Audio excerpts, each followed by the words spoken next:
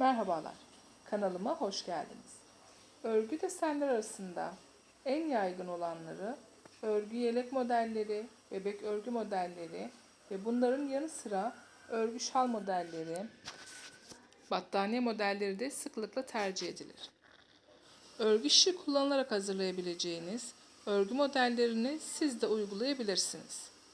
Tek yapmanız gereken şiş ve şişinize uygun örgü ipi edinerek örmeye başlamak. Örgü örmeye karar verdiğiniz etek, kazak veya bere yapımında kullanabileceğiniz gibi ev dekorasyonunuzu değiştirecek renkli yastık kılıfları da tercih edebilirsiniz. Birbirinden farklı örgü desenlerine hep birlikte göz atalım.